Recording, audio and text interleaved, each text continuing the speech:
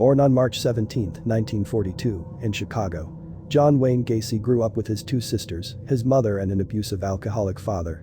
His father beat him and belittled him, comparing him to his sisters, often telling him he would never amount to anything, would call him sissy or mama's boy, or that he would probably grow up queer. Gacy was molested by a family friend. He never told his father, afraid that he would be blamed for it.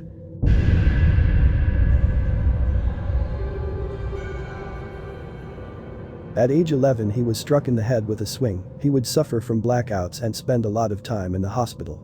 Doctors discovered a blood clot in his brain. He had heart problems, which also put him in the hospital. His condition was never conclusively diagnosed. His father suspected these episodes were an attempt to gain sympathy and attention.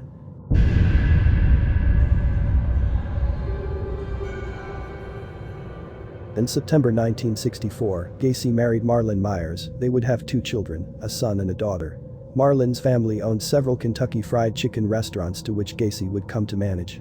He also joined the local United States Junior Chamber. By 1965, Gacy had risen to the position of vice president of the Springfield Jaycees. The same year, they named him the third most outstanding Jaycee in the state of Illinois.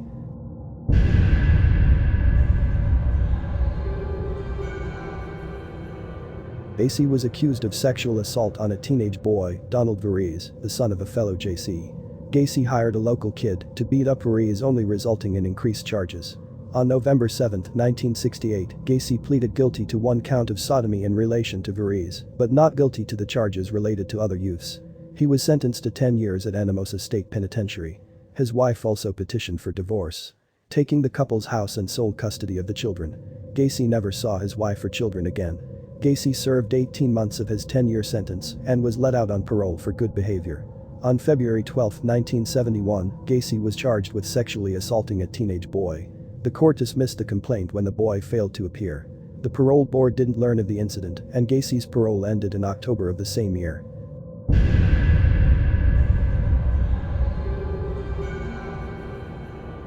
Gacy bought a house near the village of Norridge in Norwood Park. This is where all the murders would take place. He also started a construction business called Painting, Decorating and Maintenance. He employed mostly high schoolers and young men.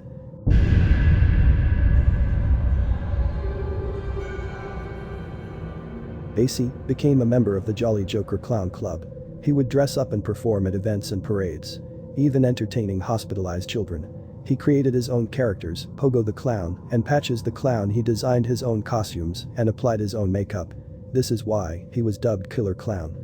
Some professional clowns noted the way Gacy applied his makeup. He'd use harsh edges and not the traditional rounded borders most used so as not to scare children. This could be because he enjoyed seeing the fear in the eyes of the children as he performed for them. While incarcerated, he painted pictures of his alter egos. These paintings live in Zach Bagans' Haunted Museum in Las Vegas.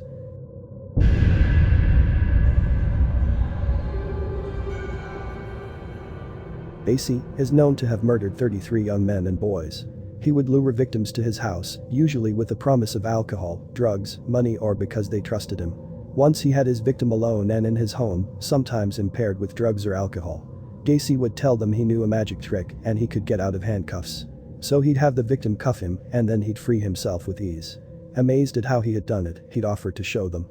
His victims would willingly allow Gacy to handcuff them, thinking it was a sort of magic trick and they'd learn something new. After watching them struggle to free themselves, they would finally give up and admit they couldn't get them off.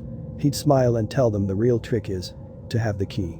Gacy would then proceed to rape and torture his now cuffed captive.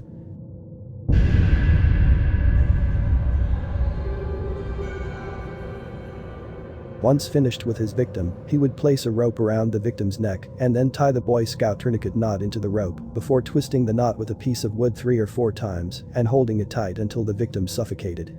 This is the last trick.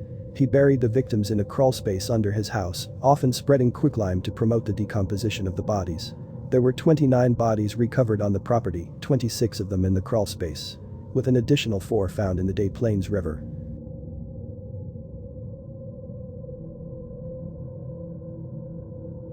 On December 12, 1978, he killed his 33rd and last victim, a 15-year-old boy named Robert Piest, who lived in his neighborhood.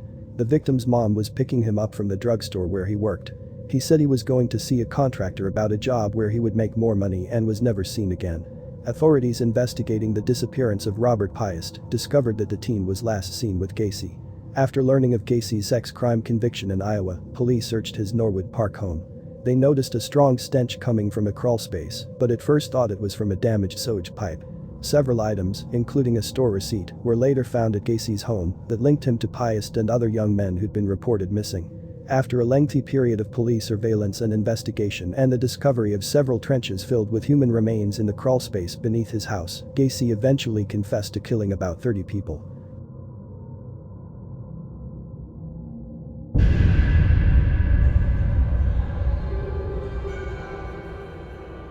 After a short jury deliberation, Gacy was ultimately found guilty of committing 33 murders, and he became known as one of the most ruthless serial killers in US history.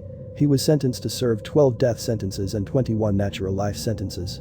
Gacy died by lethal injection on May 10, 1994, at the Stateville Correctional Center in Crest Hill, Illinois. Only 27 of Gacy's victims were conclusively identified. In October 2011, Cook County Sheriff Thomas Dart announced that investigators, having obtained full DNA profiles from each of the unidentified victims, were to renew their efforts to identify each of them. At a press conference held to announce this intention, Sheriff Dart stated investigators are actively seeking DNA samples from individuals across the United States related to any male missing between 1970 and 1979.